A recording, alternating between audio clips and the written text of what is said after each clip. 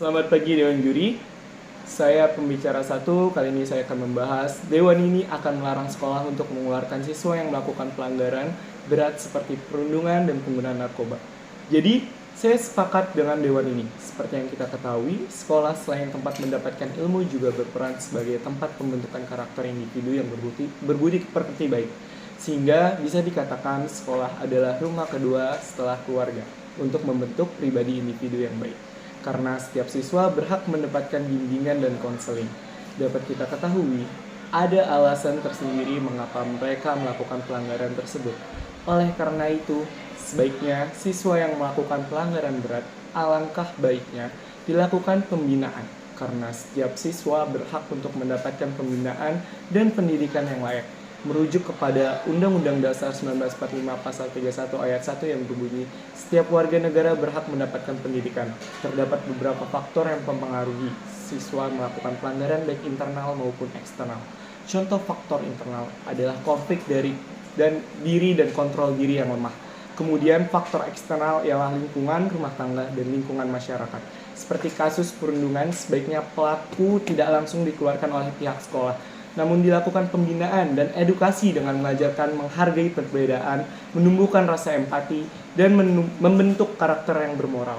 Contoh kasus perundungan yang kita ketahui adalah perundungan terhadap siswa di SMA Binus, di mana salah satu pelakunya merupakan anak dari salah satu musisi Indonesia, ialah Vincent Rompis.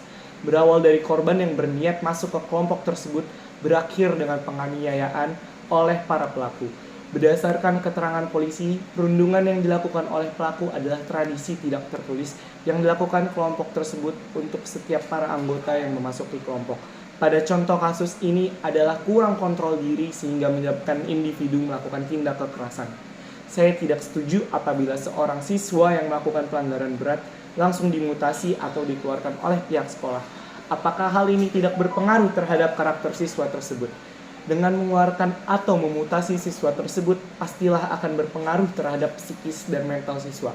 Menurut Undang-Undang Republik Indonesia Nomor 11 Tahun 2012 tentang Sistem Peradilan Pidana Anak, menjelaskan bahwa anak yang dijatuhi pidana penjara ditempatkan di Lembaga Pemasyarakatan Khusus Anak atau LPKA berhak untuk memperoleh pembinaan, pembimbingan, pengawasan, pendampingan, pendidikan, dan pelatihan, serta hak lain sesuai dengan ketentuan peraturan perundang-undangan. Jika di dalam penjara saja, pendidikan baik formal maupun karakter menjadi hal yang utama dan diberikan kepada seluruh penghuninya, maka saya kira kebijakan mengeluarkan anak dari sekolah adalah keputusan yang tidak mencerminkan kebijaksanaan.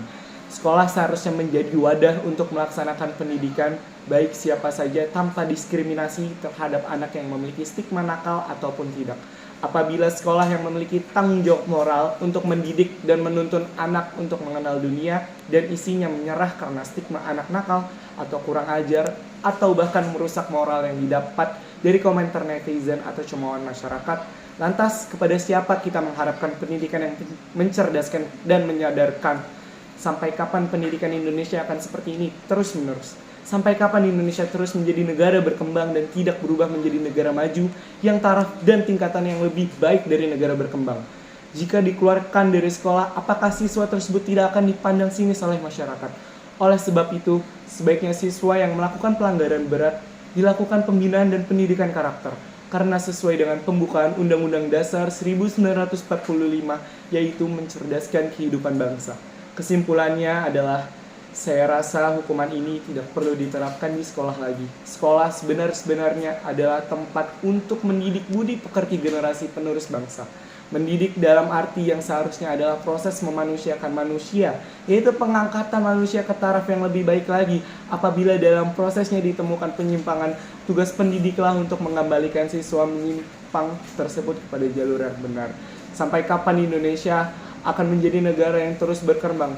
Dan sampai kapan Indonesia Emas 2045 akan tersukseskan? Semisal pendidikan kita akan terus-menerus seperti ini, tidak ada kemajuan dan tidak ada perkembangan. Mungkin itu saja yang bisa saya sampaikan. Sekian, terima kasih. 5 menit ya.